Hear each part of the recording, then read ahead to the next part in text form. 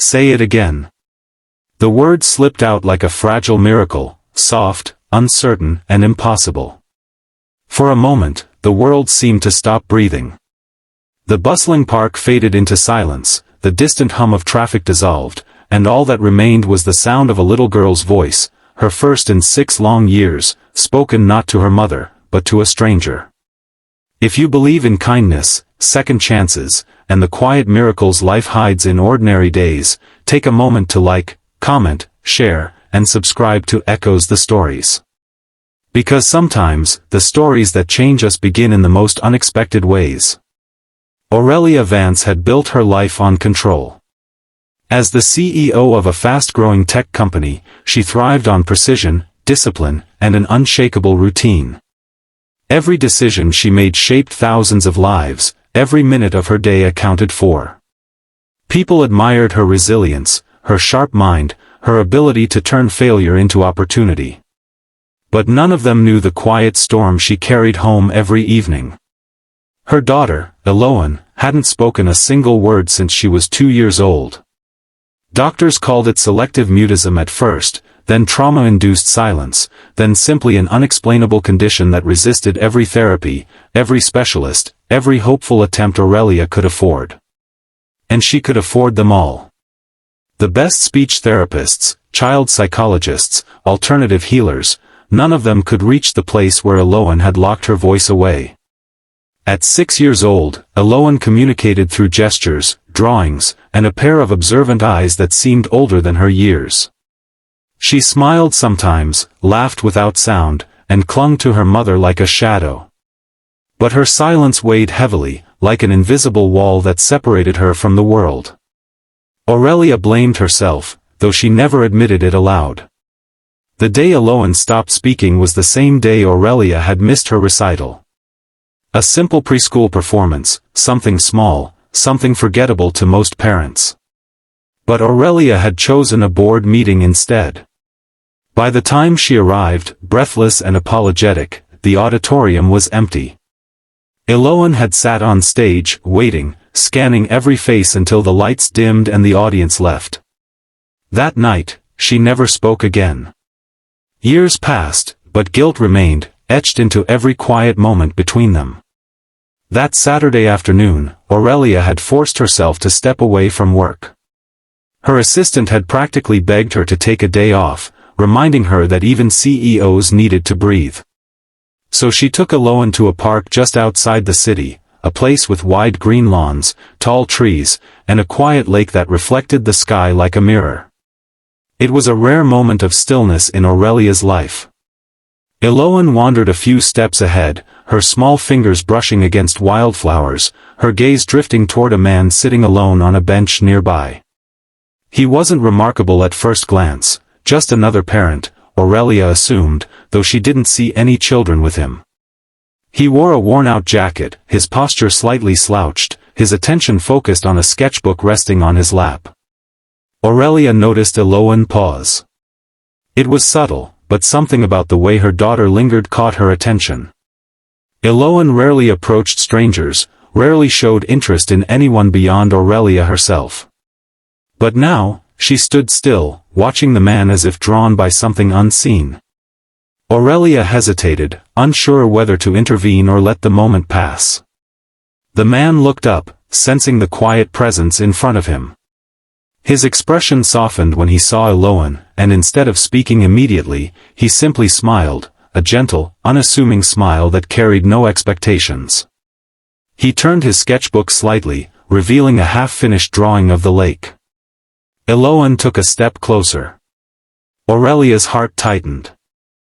Strangers made her nervous when it came to her daughter. People didn't understand Eloan's silence.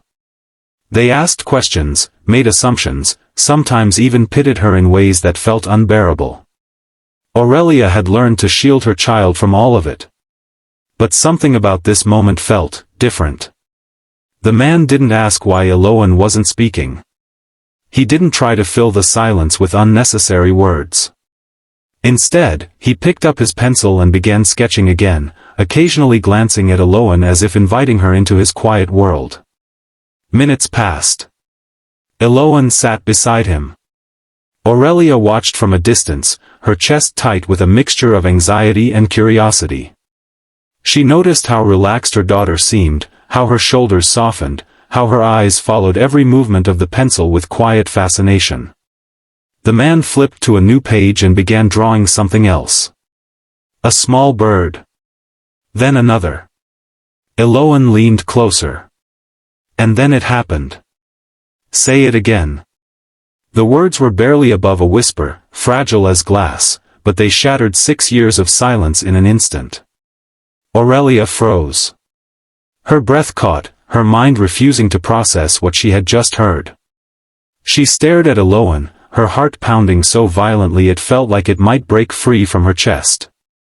The man froze too, his pencil suspended mid-air. Eloan blinked, as if surprised by her own voice. Say it again, she repeated, a little clearer this time, her gaze fixed on the drawing. Aurelia stumbled forward, her composure collapsing as tears filled her eyes. Eloan, she whispered, her voice trembling. Eloan turned, startled, as if only now realizing what had happened. For a moment, fear flickered across her face, the same fear Aurelia had seen countless times when others tried to coax her into speaking. The fear of being overwhelmed, of being pushed too far. But this time, something was different. The man gently closed his sketchbook, his movements slow and careful, as if protecting the fragile moment. It's okay, he said softly, not to Eloan, but to Aurelia. His voice was calm, steady, grounding. Aurelia knelt beside her daughter, her hands shaking as she reached out. You spoke, she whispered, tears streaming down her face. You spoke, sweetheart. Eloan hesitated, then reached for her mother's hand. The connection felt stronger, deeper, as if something long buried had finally found its way back to the surface. The man introduced himself later as Caelum Reyes, a single father who had lost his wife 3 years earlier. His son, he explained, had also struggled with silence after the loss, retreating into a world where words felt too heavy to carry. Drawing had been their bridge. Sometimes, he said quietly, people don't need to be asked to speak. They just need to feel safe enough to remember how. Those words stayed with Aurelia. Over the following weeks, the park became their refuge. Aurelia adjusted her schedule, carving out time she once would have sacrificed without hesitation. Eloan and Caelum met regularly, sitting on the same bench, filling pages with drawings, sharing moments that didn't demand words. And slowly, gently, Eloan began to speak again. Not all at once, not in long conversations, but in small, meaningful fragments. A word here, a whisper there. Each sound felt like a victory, each moment a step toward something brighter. Aurelia watched her daughter come back to life in ways she had almost stopped believing were possible. But more than that, she began to change too. She learned to let go of control, to embrace uncertainty, to understand that not everything could be fixed with effort alone. Some things required patience, vulnerability, and the courage to simply be present. Her company thrived, but for the first time, it wasn't the center of her world. Eloan was. And in the quiet spaces between drawings and whispered words, Aurelia found something she hadn't realized she had lost, hope. Months later, on a warm afternoon much like the day everything changed, Eloan sat between Aurelia and Caelum, her sketchbook filled with colorful pages that told stories without needing explanation. She looked up at her mother, her voice steady now. Can we come again tomorrow? Aurelia smiled, her heart full in a way she couldn't put into words. Of course, she said softly. As the sun dipped below the horizon, painting the sky in shades of gold and amber, Aurelia realized that miracles didn't always arrive with grand gestures or dramatic signs. Sometimes, they came as a whisper. A simple, fragile whisper that changed everything. If this story touched your heart, take a moment to like, share, and let others experience the same feeling. Stories like this remind us that even in silence, there is always a chance for something beautiful to begin again.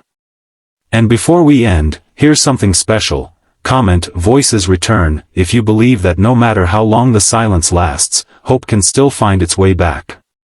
Because in the end, it wasn't just Eloan who found her voice. It was Aurelia who finally learned how to listen.